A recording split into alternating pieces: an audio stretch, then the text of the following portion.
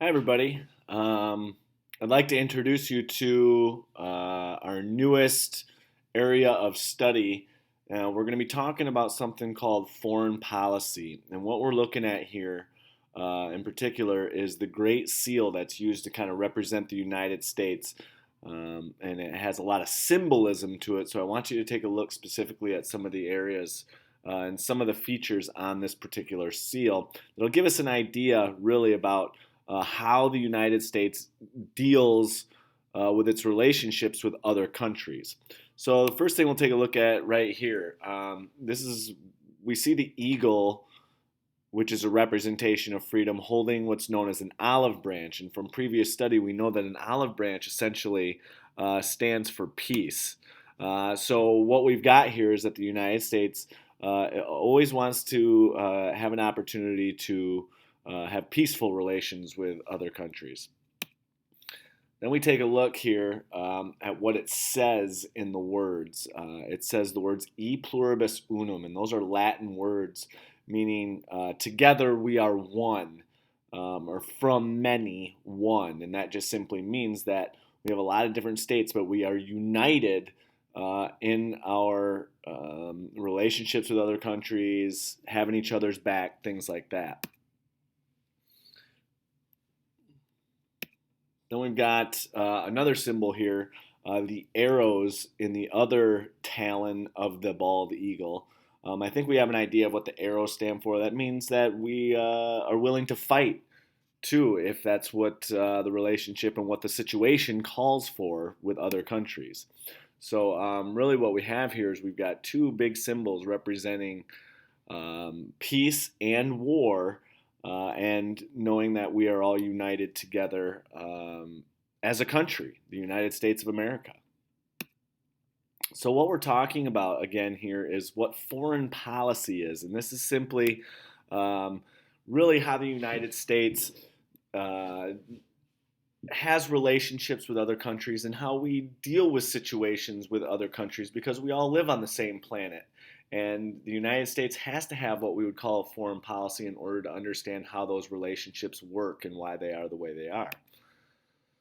So we'll take a look at some foreign policy, and we'll do it from the idea here of a spectrum. Are we considered isolationist, which means that we're on our own, or are we going to get involved with this country? Are we going to do some fighting? Are we going to go all out against because they're doing some bad things to people from our country?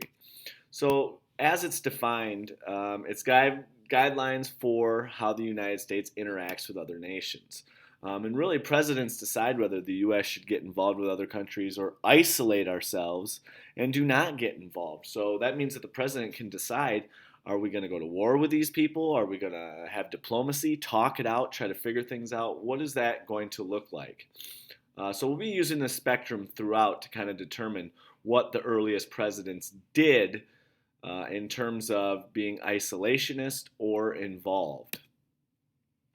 The first president we take a look at is George Washington, and he kind of set a precedent. He gave some advice in his farewell address, and we'll take a look at where he fell along the spectrum here of foreign policy. Would he prefer the United States to be more isolationist on their own, or get involved with other countries and really take up arms either with or against a particular country? So the problem he had was determining whether the United States should side with Great Britain or France in one of the, a pretty bad war that was happening, a war that took place for a long time between Great Britain and France. And the United States had to kind of figure out who were we going to help, Great Britain or France? And how does the United States fit into that? Okay, so that's our big question that was facing George Washington during his presidency, and he had to make some decisions. In his farewell address, ultimately, he advised the United States to steer clear of permanent alliances with other countries.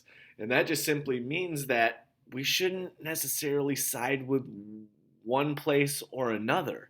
When there's a problem between two countries, we should basically stay out of it.